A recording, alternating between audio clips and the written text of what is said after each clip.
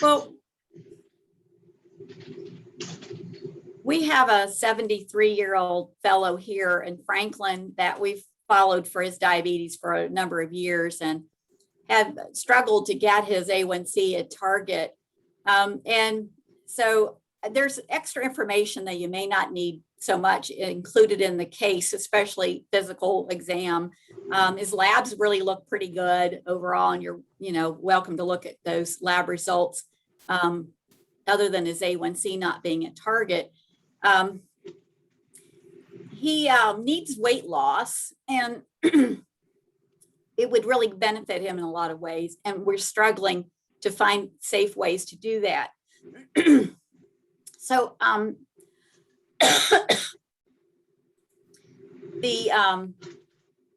I'll summarize here as best as I can. His A1C has been as low as 7.3% since I've been working with him in the last 2 years. And his most recent one is 8.8. He's on metformin 1,000 milligrams twice a day. He takes Tresiba 46 units a day and is on Novolog with his main meals. And he takes a variety, various doses depending on the size of the meal and his glucose pre-meal. He seems to be fairly comfortable with adjusting his Novolog accordingly. He's been using a Libre CGM for about 2 years. And when we did his report last week, his average was 226, certainly not where we want it to be. And he reports some real difficulty managing his appetite and has had craving for sweets for a long time. I don't think we have a medicine for that, do we? Anyway, he endorses pretty poor food choices and snacking at night when he's unable to sleep. He has a lot of neuropathy that interferes with sleep, and he's on a lot of gabapentin to try to manage that. He has lost about 6 pounds this year so far, but wants to lose more. What is really interesting to me is that he has a remote history of pancreatitis back in 1984, and he reported that he was really sick and that he was hospitalized for, as I recall him saying, several weeks. And it was about 5 years later that he developed type 2 diabetes. He's retired. He's home alone during the daytime hours. His wife's actually in food service and knows all about food prep, but he's home alone doing his own thing during the days. And with our very, very hot summer season this year, he hasn't had quite as much physical activity as he would normally get. Yet he's still lost weight, so I'm proud of that. He has these other conditions, hypertension, BPH. He's been treated for depressive disorder, has hypothyroidism that's well controlled, the diabetic peripheral neuropathy. He's got some proliferative diabetic retinopathy and macular edema and mixed hyperlipidemia. Those things seem to be relatively well controlled. So the physical findings I don't think are particularly contributory, but you can see that he does show neuropathy on exam. And you scroll on down, and I don't know, everyone can look at the case after the fact, right, Mithra, to look at any additional details they might like. We could absolutely share more information if other participants need more. Yeah. Yes. So we've got the lab values that'll populate here in a moment. And like on his most recent CMP, which has actually been a while, his glucose was the one thing that was out of range. But he has reasonable kidney function, liver function, and so on. And his lipids are indicating to be well controlled on his statin therapy. So he's got a lot of good things going for him. But if he wants to get his A1C at goal, I'm reluctant to modify his insulin plan very much for fear we'll lose traction with this weight loss that he's trying to work on. And I wanted to find out from the endocrine experts if a remote history of pancreatitis would prevent us from considering a GLP-1 receptor agonist. So if I could get some comments from the endocrine specialist about that, or any of the other team members here that have experience with this. If we got a drug therapy that increases the chance of pancreatitis, as in the GLP-1 category and the DPP-4 category, do we not want to, resist prescribing from those categories in someone who has a frank history? So anyway, any thoughts that you have, I'm so welcome to hear. Yeah, hi Janet, I'm Nadia. So for the GLP-1s, it's kind of iffy if they actually have a causal relationship with pancreatitis. And like some of the studies, like I know one with Victoza had like maybe 7 or 8 out of 4,000 people had developed pancreatitis versus 1 or 2 in the control arm. And then a lot of the studies that were saying pancreatitis were ones with kind of the older GLP, which is exenatide or Byetta or Bydureon. So if the pancreatitis was because of a certain cause, like we have an etiology, then I'm okay usually with starting GLPs. So if it was like hypertriglyceridemia or gallstones, do we know that in this case? I cannot find that. And, that back in 1984 is not a part of our medical record here. Yeah. I don't know if I can ask the patient to where he was hospitalized and dig further, maybe. Yeah, I would just ask him, like, did he have to have his gallbladder taken out at that time? Or does he remember like having gallstones? And he might remember that. He doesn't seem to have high triglycerides right now, but sometimes people remember, yeah, my cholesterol or my, fatty, acids were really high or whatever. So he had some alcohol abuse in his past that may have been a trigger. So I would ask him, see if there's an etiology, and just let him know, there isn't a causal relationship between the GLPs and pancreatitis. And then diabetes itself can increase risk of pancreatitis as well. So whenever I start GLPs, I just tell them, the most common side effect is nausea. There is iffy data. If there's an association with pancreatitis, I tell them how it feels like, really bad belly pain. If it happens, go to the emergency room. But you could try one of the once a week ones, so Ozempic or Trulicity.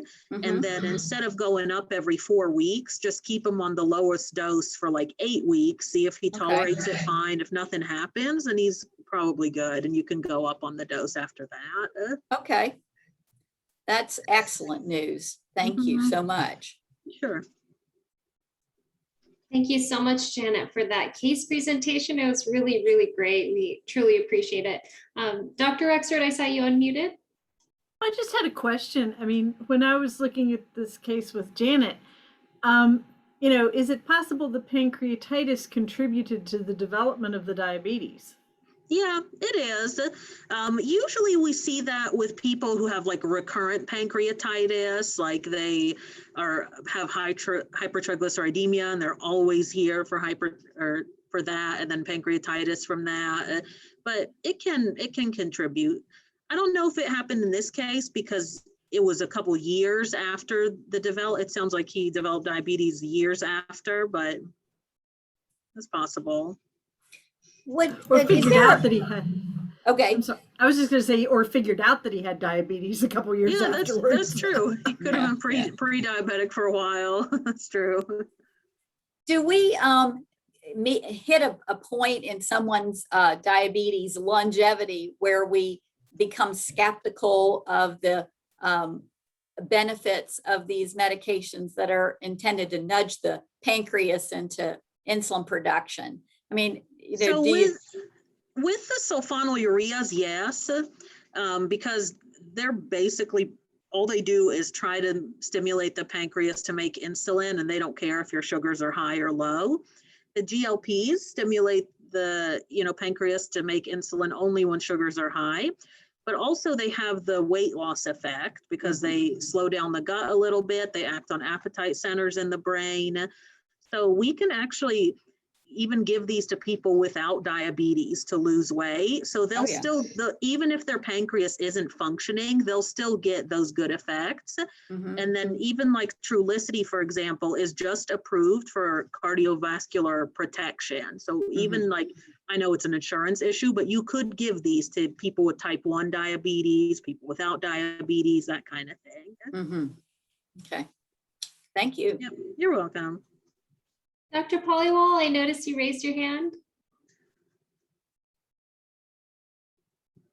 Yeah, and one of the thing I was wondering is, and I have tried for some of my patient, when I have started them on SGLT, okay, now this patient is on sliding scale insulin or a pre-meal insulin, that insulin itself increases the appetite. Okay, so have you seen that if we start the SGLT, it eliminates the need of this short-acting insulin before meal? Yeah, it depends on the patient, but usually if they're not on a really high amount of mealtime insulin, like if they're only maybe like 5 to 10 units with meals, what I do is when I start the SGLT2, I just keep the insulin doses the same if they're pretty controlled. And then you can start by decreasing to like once a day with their biggest meal. So like you tell them take Humalog, like 6 units with dinner, for example, if that's their biggest meal. And then if their sugars remain controlled when they're on the SGLT2, then you can take them off the Humalog. Some people though, like if they've had diabetes for a long time, like over 10 years, and their pancreas is just burned out, then they might need insulin long-term or for the rest of their lives. I have a question. Do you measure C-peptides to gauge the insulin production that a patient might have? Yeah, I do. Yeah, you just want, whenever you measure a C-peptide, you just want to measure a glucose with it. And you want the sugar to be high, because when our sugars are high, and even it doesn't even have to be that high, like even above 150 or 180. So our pancreas responds to that by putting out insulin. So whenever you measure a C-peptide, what I usually do is I tell them not to take their Humalog in the morning and eat their breakfast, and that way they'll run a little bit high and then go get the lab done. And that'll help us gauge if they're making any insulin or not. That's contrary to what the trend was at least 10 years ago of wanting a fasting glucose, say less than 180 to do a C-peptide. So that's interesting information. And yeah, because we want to see like if their pancreas is working, then if it sees that high sugar, if they're in the 200s, then it'll spit out more C-peptide. And so that'll give us more information than if they had a C-peptide when their sugar was normal, because it might just be, it doesn't see a high sugar, so it's not putting out any extra. If they are so high, A1C greater than 10, and you suspect glucotoxicity, would a C-peptide be of any benefit during that stage of their condition? Oh, sorry. Oh, I think you froze a little bit, Janet. I didn't hear your question. Okay. Or I froze, I don't know. Oh, okay. Are you okay now? Am I okay? Oh, it says my internet connection is unstable. Okay, I hear you. All right. But anyway, a patient who's been very high for quite a while and has an A1C greater than 10 may have glucotoxicity going on. A C-peptide isn't likely to necessarily reflect their potential insulin production at that time. Is that correct thinking? Yep, that's absolutely right. So like, for example, in the inpatient setting, when people come in and DKA and their sugars are out of control, we don't check a C-peptide at that time because the beta cells, the islet cells are stunned. Yeah. And so you treat them with insulin, and once they get their sugars under better control, then later on, like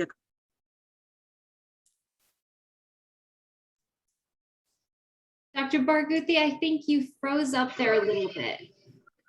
It looks like you're back now, but it froze up just a little bit. Can you hear me? Yes. Can you hear us okay, or is there a delay on your end a little bit? Oh, I'm sorry.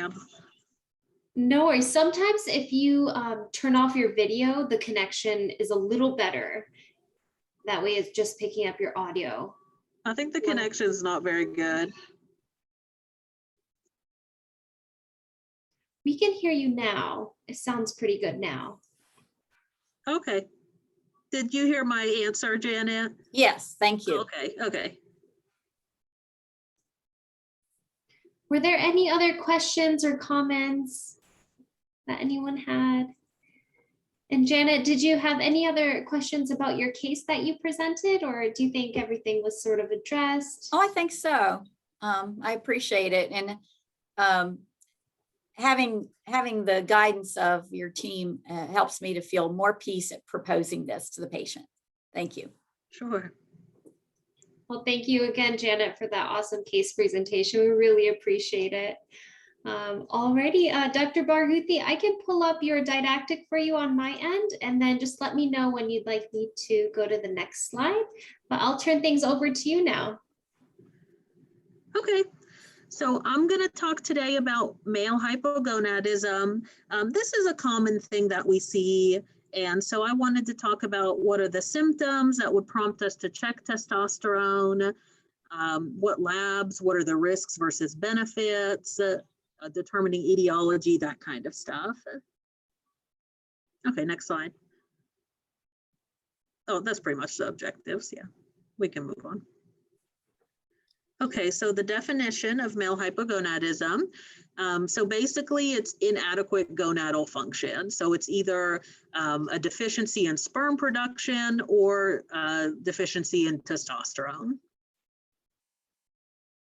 So it can present as one or both of them. So some of the signs and symptoms. So there's not really in our endocrine guidelines a recommendation to just screen people for hypogonadism, but there are certain situations where it is recommended. So anyone where you're suspecting a pituitary problem like an adenoma, people that have are on certain medications like opiates or high dose steroids, people who are attempting to conceive but unable to, so infertility, osteoporosis or low trauma fractures in young men, and then certain symptoms like libido problems, erectile dysfunction, gynecomastia. It's not recommended to check it for non-specific stuff by themselves, like if they're just saying like they're fatigued or they're sweating, that kind of stuff. But if they do have some of the other symptoms, then you can check it. Next. Some of the exam findings you might see with people with hypogonadism. So if you do a testicular exam, the testicular size can be less than 20 cc's. They can have some gynecomastia. If they had low testosterone before puberty, you can see reduced body hair, lack of musculature, a higher pitched voice, and then their testicles can be smaller, less than 15 cc's, and the penis less than 8 centimeters. Next. So this is kind of an important tidbit here. So whenever we check testosterone, we often get a lot of people checking like bioavailable or that kind of thing. So I wanted to explain that. So in the blood, so both testosterone and estrogen have free and protein-bound states. With testosterone, there's only 2% that's free, that's not bound to protein. And then about 38% is weakly bound to albumin, so it can be released pretty easily. And then about 60% is strongly bound to a protein called sex hormone binding globulin. So whenever you measure total testosterone, you're measuring the free plus the protein bound, both albumin and sex hormone binding globulin. So that becomes important because whenever we have things that affect sex hormone binding globulin, which is a lot of things, the total testosterone can look higher or lower depending on what that protein is. Whenever you check a bioavailable testosterone, that's only free bound to albumin. So we don't really care about that. So most of the time, whenever we're checking for male hypogonadism, we want a total and a free testosterone. Next slide. Okay, I'm gonna move you a little bit.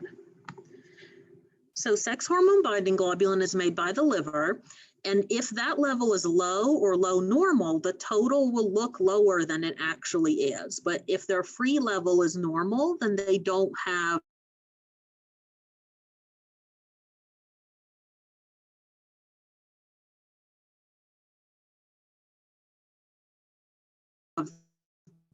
next slide. So these are the things which can affect sex hormone binding globulin, and it's recommended that if people have any of these, which is most of our population, then you should check an 8 a.m. total and a free testosterone. So things that reduce sex hormone binding globulin, this is usually what we see the most, are obesity, diabetes, people on steroids, hypothyroidism, that kind of stuff. So that's always recommended to check a total and a free with those. And then if their total concentration is the low end of normal, 200 to 400, you should check a free with that. I just check a total and a free with everybody. Next slide. This is the hypothalamic pituitary gonadal axis, but I'm just going to kind of give an overview. Next slide. So the hypothalamus makes GnRH, which it's secreted in a pulsatile fashion, like every 30 to 120 minutes or so. And then that tells the pituitary to release FSH and LH, and then LH tells the testicles to make testosterone, and FSH tells the testicles to make sperm. Next slide. So this is why testo should be measured at 8 in the morning. So sometimes we'll get, testosterone that was measured at 4 p.m. and it looks low. So in men especially, testosterone is naturally highest at 8 in the morning. So when you're looking for a deficiency, you want to see what is their level doing when it should be at its highest. So for example, for a 30-year-old male, the total testo is about 76% lower at 4 p.m. than at 8 a.m. And then for a 70-year-old man, it's about 85% lower at 4 p.m. than 8 a.m. Next slide. So this is kind of the approach to low testosterone. So someone say they come to you, they're having problems with libido, that kind of stuff. So first you want to check an 8 a.m. total and free testosterone. And if that's low, you want to confirm it with do it again. So then you have 2, low, total, and free. So after you have that, you can send to us and we can do the further workup. But if you wanted to go ahead and start the workup, you could check an FSH and LH, and that's to tell us, is it a central problem where the pituitary isn't telling the testicles to do their job, or is it a primary hypogonadism where the testicles are not being able to function properly?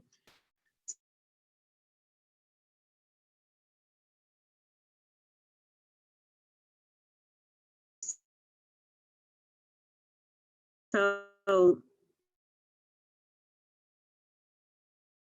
initial evaluation should also include in TSH and or in the testicles and FSH and LH. If they're low or low normal-ish, then that tells us it's either a hypothalamic or a pituitary problem. If the LH and FSH are high, that tells us that the testicles are the problem because they're not producing testosterone, the pituitary is functioning fine, so it increases the LH and FSH trying to tell the testicles to do their job, but they can't. So just some points. Testosterone will always decrease in acute illness or a flare of a chronic illness. So if someone is hospitalized or really ill, or like they're at home, but they have like a mild asthma or COPD exacerbation or something like that, all of that can suppress the hypothalamic pituitary gonadal axis. So we don't check testo in those settings. You have to wait until they're feeling fine. And then you always want to confirm low testosterone on 2 separate days at 8 a.m. after a 6 to 8 hour fast, because there can be about 10 to 20% variation in the daily testosterone concentration. Next slide. Okay, when to send to us. So the kind of minimum workup that we want to see is 2 low 8 a.m. total and free testosterone levels, or 2 low free testosterone levels. Then you can refer, I mean, you can always refer to us, but that's kind of the bare minimum that we would like. So if the free testosterone is completely normal, but the total testosterone is low, then the patient does not have male hypogonadism. So that most of the time in that case, it's someone that's really overweight, and you don't even have to be super overweight to have low sex hormone binding globulin or low normal. So the total looks lower than it actually is, but the free is normal. So management for in that case is a sleep study, because that can make the total look lower, to look for sleep apnea, manage their diabetes, weight loss, diet, exercise, and then make sure they're not hypothyroid. Next slide. I'm not going to go super in depth about this, but I just wanted to kind of highlight that there are a lot of causes of low testosterone. Sometimes I think there's a mindset that testosterone is treated the same way as hypothyroidism, like you're hypothyroid, who cares about the reason, start Synthroid. But in this case, you need to really go in depth to try and figure out the etiology. And so a lot of times we'll see people started on testosterone before they have a full workup, and that's really not the best way to go about things, because we want to make sure there's not something serious going on, not putting like a Band-Aid on something when there's some, a bigger picture here. So with primary hypogonadism, that's where you have high LH and FSH because the pituitary works, but the testosterone is low because the testicles aren't working. So that can be from a number of things. Sometimes we see people like that had like inguinal hernias, something else wrong with the testicles, sometimes some cancers, trauma, infarction, torsion, that kind of stuff, different medicines, chemo. Next slide. Secondary hypogonadism is usually the most common. So this is a central problem. There are congenital stuff, and then most of the time it's acquired stuff. So either damage or suppression of FSH or LH production. Next slide. These are just some congenital disorders. The main one that we see is Coleman Syndrome, which is a hypothalamic problem where the hypothalamus doesn't make GnRH, so it doesn't tell the pituitary anything, so then the testicles can't make testosterone. Next slide.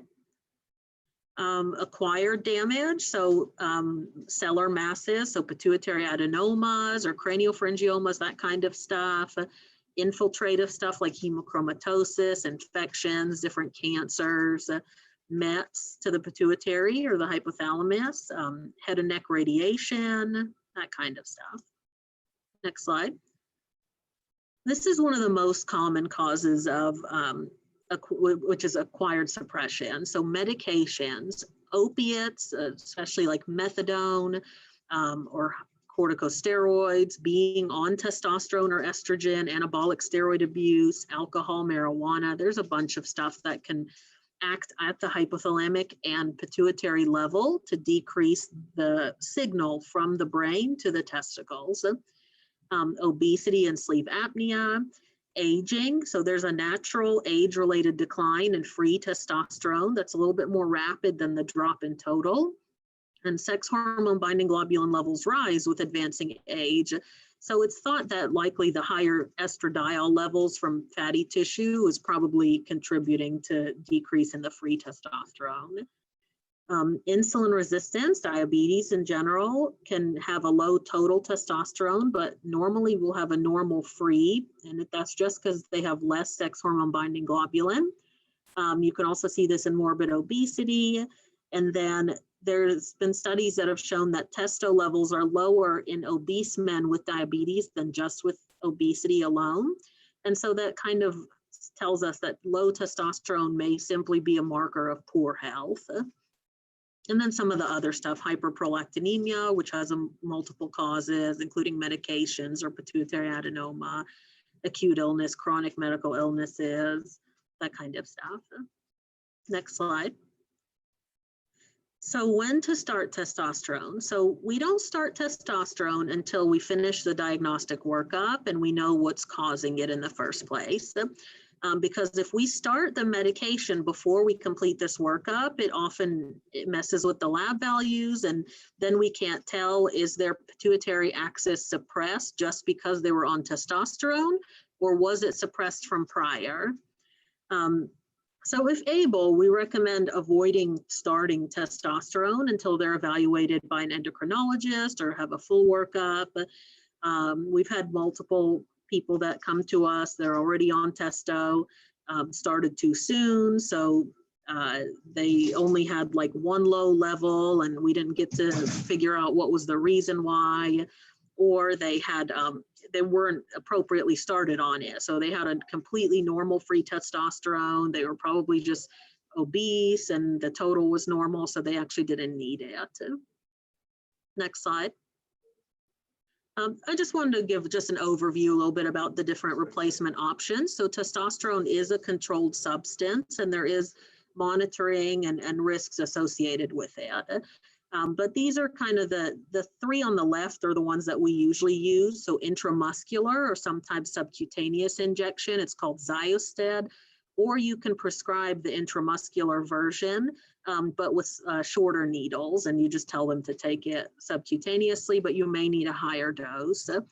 I usually, when I have people on IM testo, I dose it weekly because you get a big peak and a big trough when you dose it monthly or every 2 weeks, and people normally feel good for like the first few days and then feel awful like the week or so before their next injection. So usually you get a more kind of smooth, peak and valley, just a little one when you dose it weekly.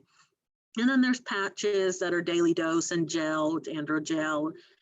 Some of the ones that I don't usually use, so intranasal, you have to dose it 3 times a day. Some people don't really like the feel of it.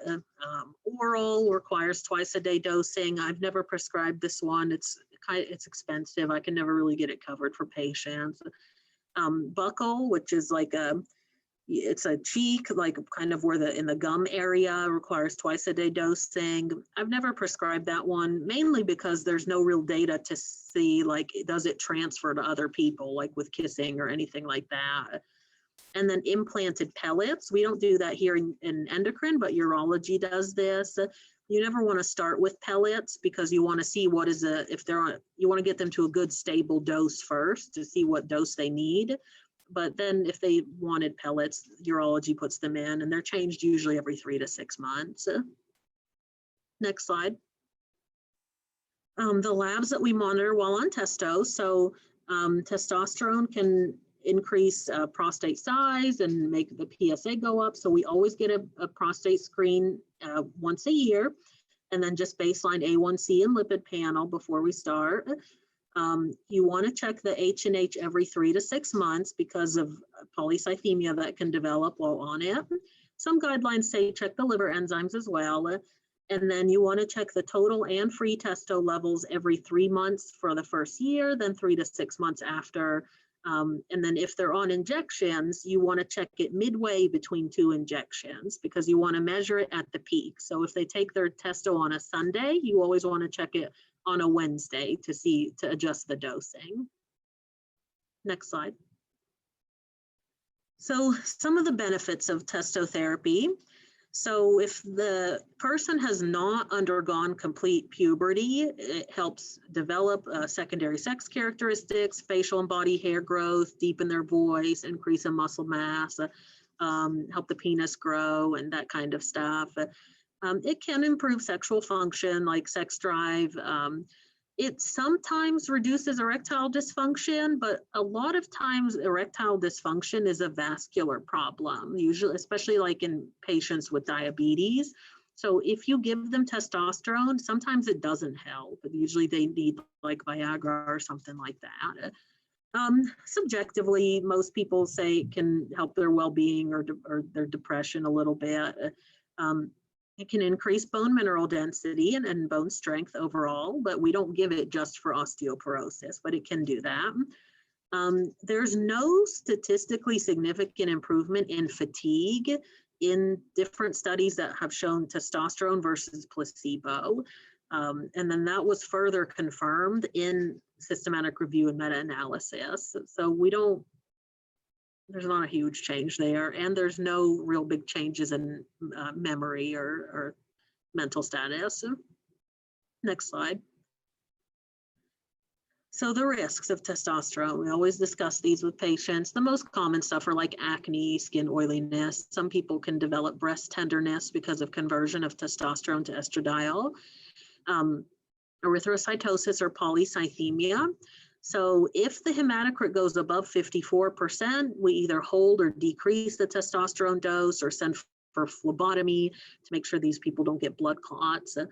Cardiovascular, there's no real consistent data to say that testosterone worsens cardiovascular problems, specifically CAD, but it is contraindicated in people with bad congestive heart failure because it can worsen fluid retention and edema and exacerbate that.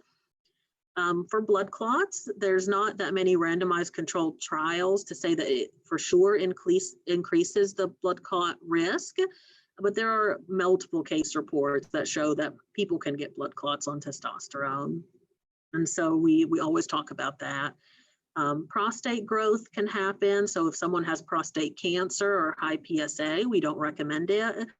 It can worsen lower urinary tract symptoms. Mainly that's done through prostate enlargement. And then fertility. So it's testosterone feeds back to the hypothalamus and the pituitary and suppresses that. So then these people aren't making their own testosterone, and then they're not making their own sperm as well because they're not getting the FSH signal from the pituitary. So we try not to start any testosterone if people are desiring fertility. And then if they're not certain about future plans and they don't have a testicular cause for hypogonadism, then we recommend sperm banking if they have sperm. Next slide. This is just kind of an overview of what I just talked about. Oh, sorry. Something came up. Okay, but basically it also, this little table's nice because it specifies what adverse effects can happen with each thing. So with the intramuscular, specifically the long-acting one, undecanoate, which is dosed every couple months or every at least once a month. Sometimes you can get like coughing, and it's just like from little emboli that can happen. The patches and gels, sometimes some skin irritation, that kind of stuff. Next slide. So there are some not absolute contraindications, but suggest against using testosterone. So these are from our endocrine guidelines. They do not recommend routine prescribing for testosterone to men over 65 years old, even if they have low testosterone. In men over 65 who have a lot of symptoms like low libido, that kind of stuff, and a consistently low morning testosterone, you can offer it, but you have to discuss the risks and benefits. And then absolute contraindications, we don't give it to anyone with breast or prostate cancer. If they have like a known prostate nodule, a PSA over 4, or an over 3 in higher risk individuals, which is people at risk for prostate cancer, such as African Americans or first degree relatives with prostate cancer. Hematocrit over 48%, we don't usually like to start it at that time with that. Severe lower urinary tract symptoms with BPH, uncontrolled congestive heart failure, or if they desire fertility. Another thing that it's not an absolute contraindication, but you don't want to start it with people that have untreated sleep apnea with polycythemia because it can lead to worsening hyperviscosity, people that have history of blood clots or people that have had an MI or stroke in the last 6 months, that one is an absolute contraindication, including the uncontrolled heart failure. Next. So I have just a case discussion. So there's a 31-year-old male. He presented to us for evaluation of male hypogonadism.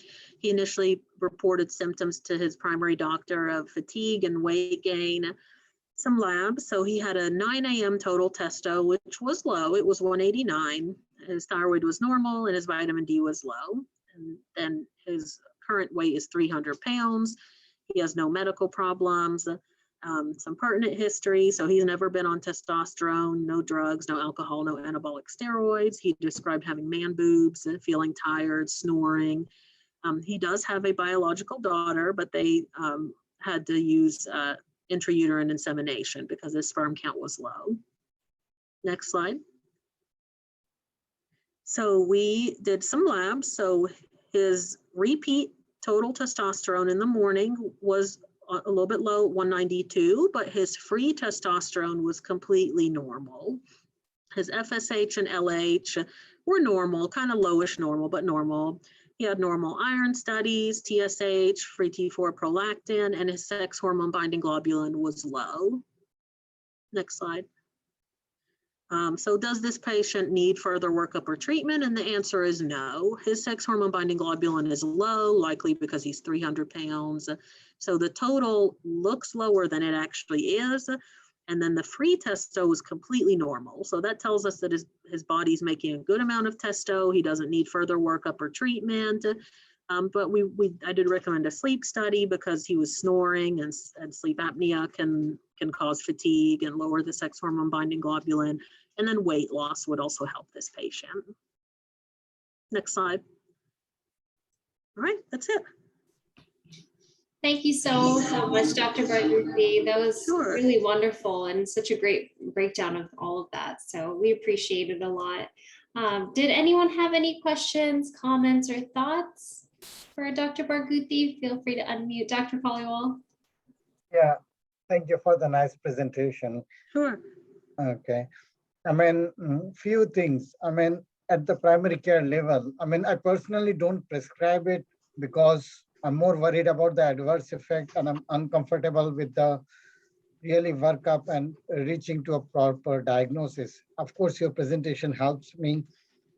I mean, the common scenarios that I see is that the patient insists on checking testosterone, okay, for the reason that they used to get it from some other provider, either as an injection or patch or gel or anything like that, and that made them feel good.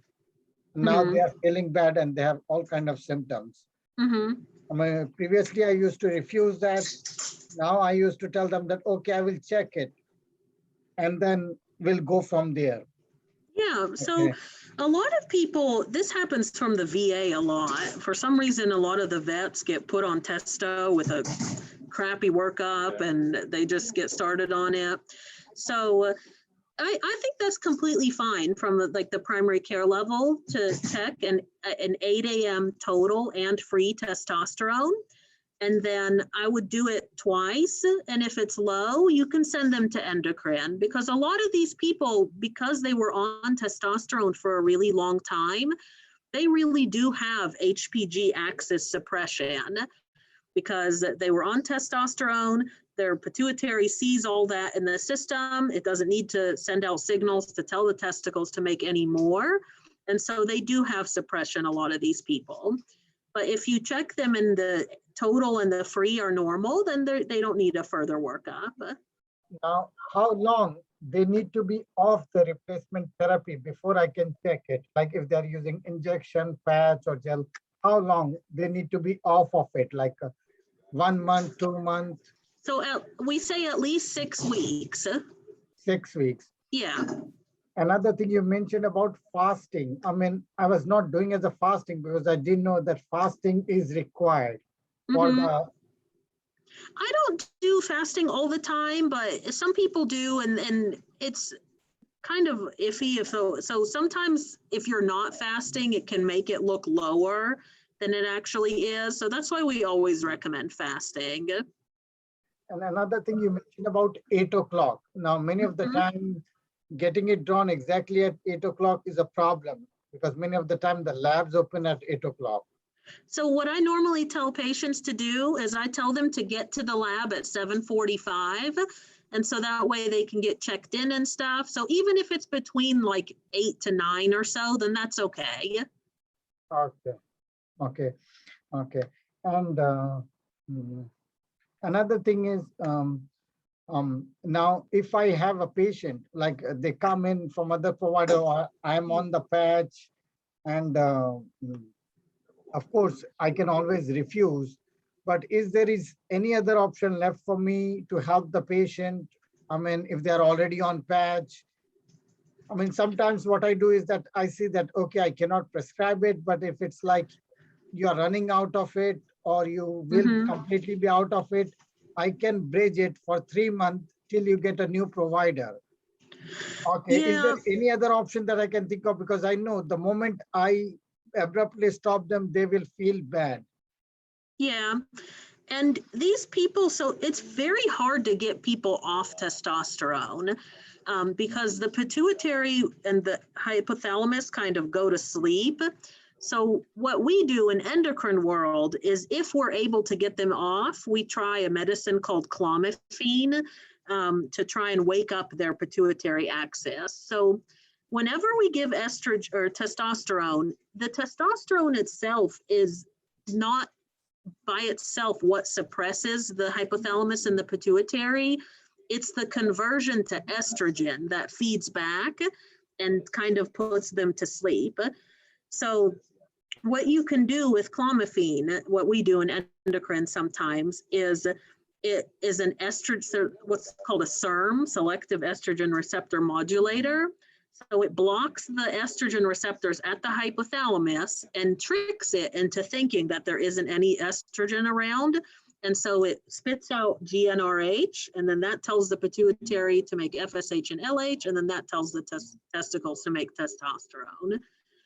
But in the primary care setting, what I would do is just make sure you discuss the risks and benefits that we talked about. Make sure they don't have any uncontrolled heart failure, a recent heart attack or stroke, blood clots, that kind of stuff.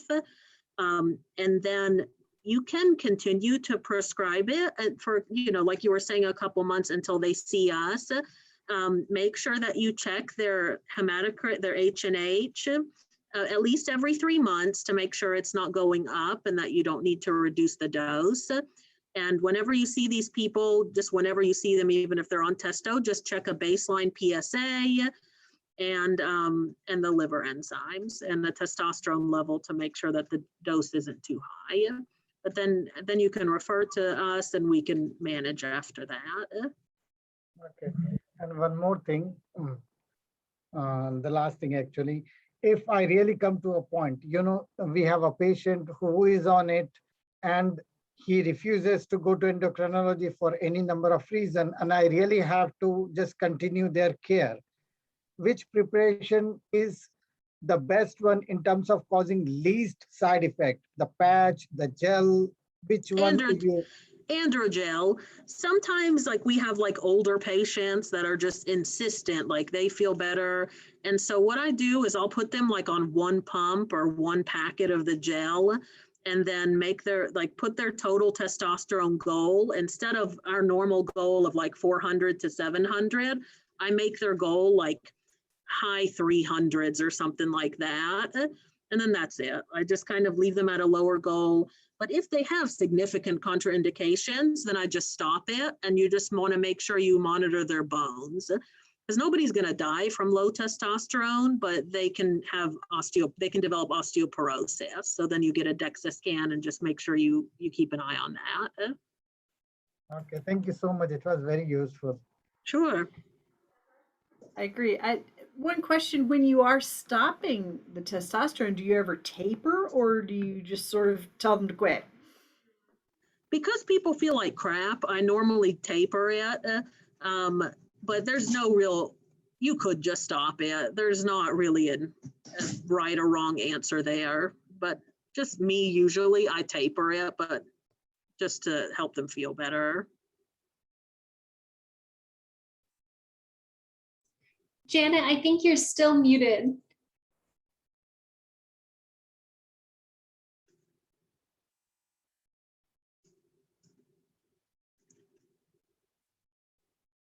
Thank you.